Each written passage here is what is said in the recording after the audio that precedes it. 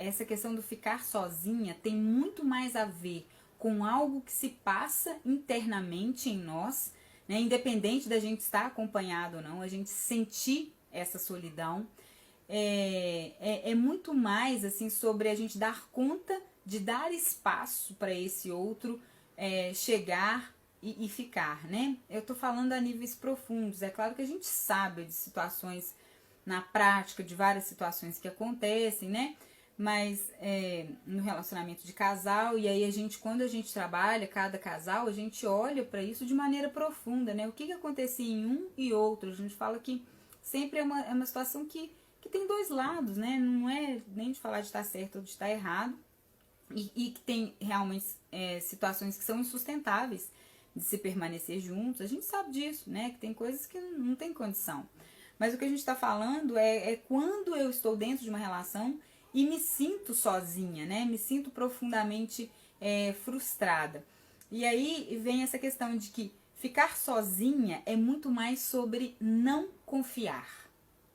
Eu acho que isso para mim foi uma percepção assim que abriu, né, que mudou muita coisa dentro de mim quando eu percebia que eu ficava sozinha no fundo porque eu não dava conta de confiar nos homens, né?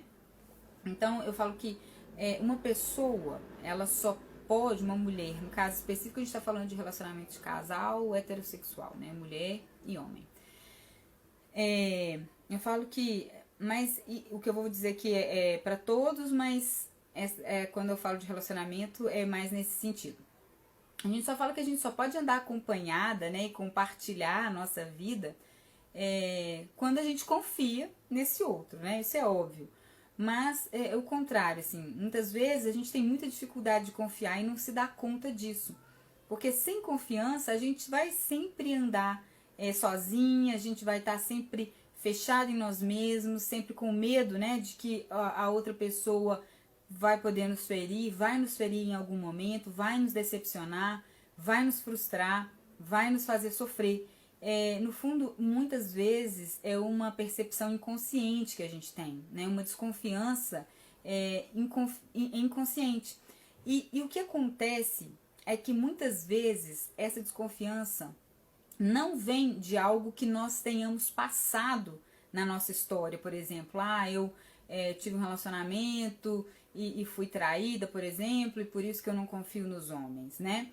Mas o que a gente observa é que muitas mulheres, elas não confiam nos homens e elas não têm uma justificativa muito plausível para isso. Por exemplo, assim, às vezes elas nem têm tanta consciência de que elas não confiam, né? E muitas vezes elas mesmas não passaram por tantas histórias, ou mesmo antes delas passarem por essas histórias, que elas realmente passaram, no fundo, se elas forem bem sinceras com elas mesmas, elas vão ver que elas já não confiavam. E aí é que vem essa questão mais profunda, assim, de começar a perceber que elas não confiam por questões que já eram, que não eram delas, né? Mas que elas carregam e carregavam de um modo transgeracional, que veio de outras gerações. Então a gente começa a perceber que existem muitas mulheres que se sentem sozinhas porque não confiam nos homens, porque essa falta de confiança, né, elas carregam em função de outras mulheres do sistema delas que sofreram, que se decepcionaram profundamente com os homens e que não puderam confiar nesses homens, né? Então, esse é o tipo de tendência à solidão, que é um tipo de tendência muito mais profundo e que a gente precisa olhar com seriedade, né, para que isso se resolva.